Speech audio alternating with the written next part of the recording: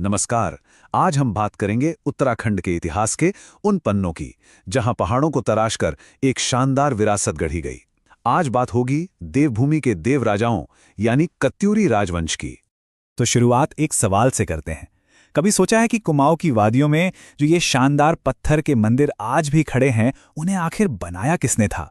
बस यही सवाल हमें ले चलता है इतिहास के एक सुनहरे दौर में। तो इस पूरी कहानी को हम कैसे समझेंगे? देखिए, सबसे पहले तो हम देखेंगे उनकी पत्थर में गढ़ी हुई विरासत को। फिर बात करेंगे कि वो खुद को सूर्यवंशी क्यों कहते थे। उसके बाद सबूतों के आधार पर उनके राजाओं के बारे में जानेंगे।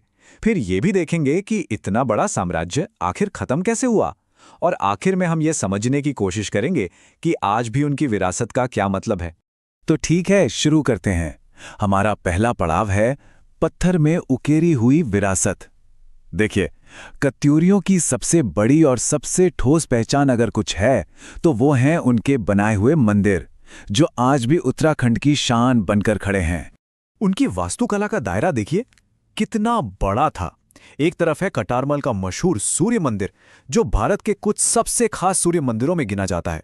दूसरी तरफ जागेश्वर का पूरा नवदुर्गा मंदिर कॉम्प्लेक्स, और फिर बैजनाथ और बागेश्वर के भव्य मंदिर तो हैं ही।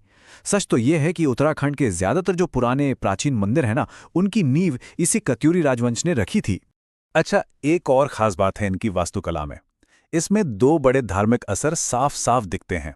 एक तो ये कि वो सनातन धर्म को बहुत मानते थे, तो जाहिर है शिव, विष्णु और सूर्य भगवान के मंदिरों ने खूब बनवाए।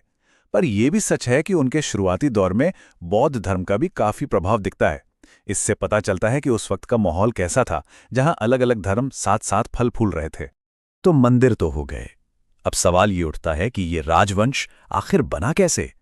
चलिए अब इस राजवंश की जड़ों को समझते हैं। मतलब उन्होंने अपनी ताकत और अपना राज कैसे कायम किया।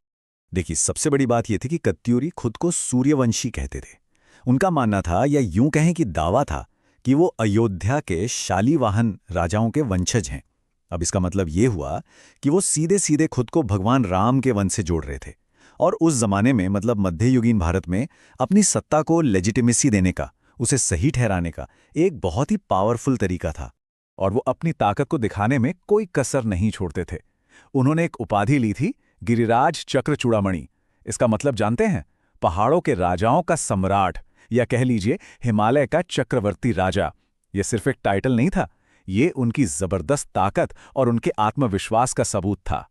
उनके साम्राज्य का विकास कैसे हुआ, इसका एक और सबूत है उनकी बदलती राजधानियां।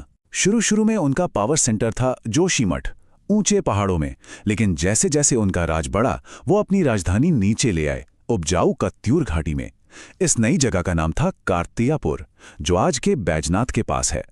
तो सवाल उठता है कि इतने बड़े साम्राज्य को चलाने के लिए पैसा कहां से आता था? इसका जवाब छिपा है वहीं के प्राकृतिक संसाधनों में। कत्यूरियों का इस इलाके की तांबे और लोहे की खदानों पर पूरा कंट्रोल था।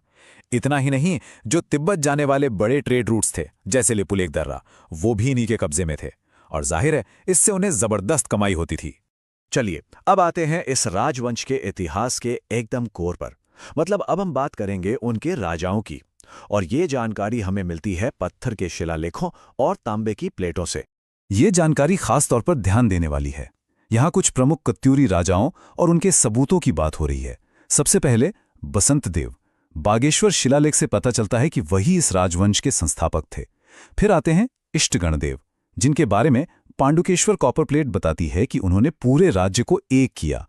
उसके बाद ललित शूरदेव, एक बहुत ही ताकतवर राजा, जिनका जिक्र भी पांडुकेश्वर प्लेट्स में मिलता है।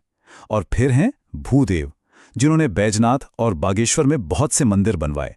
और ये बात बागेश्वर शिलालेख में लिखी है। बागेश्वर शिलालेख में ना एक बड़ी दिलचस्प लाइन मिलती है। लिखा है, काली उनके समीप नहीं आ सकी। अब इतिहासकार इसका क्या मतलब निकालते हैं। उनका मानना है कि ये इस बात का सबूत है कि कत्यूरी कट्टर शैव थे और वो पशु बलि जैसी प्रथाओं के सख्त खिलाफ थे, जो उस समय काली पूजा का हिस्सा मानी जाती थीं। सोचिए, सिर्फ एक लाइन से उनके सामाजिक और धार्मिक सोच के बारे में कितना कुछ पता चल जाता है। तो इतना ताकतवर साम्राज्य, आखिर इसका अंत कैसे हुआ? चलिए अब कहानी के इस हिस्से पर आते हैं।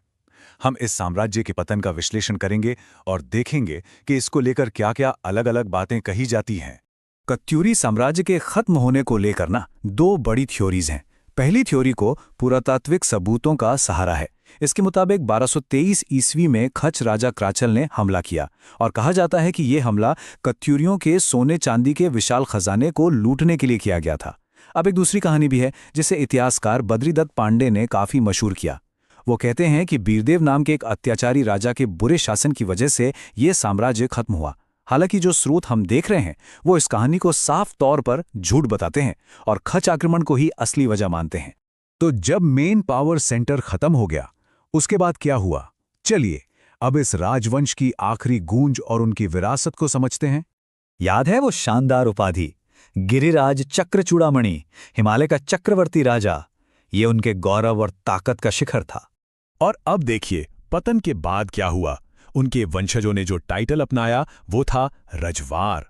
सोचिए, कहां चक्रवर्ती राजा और कहां सिर्फ एक रजवार यानी एक लोकल शासक। ये एक शब्द ही उनके पतन की पूरी कहानी कह देता है। कार्तिकेयपुर के खत्म होते ही पूरा साम्राज्य बिखर गया।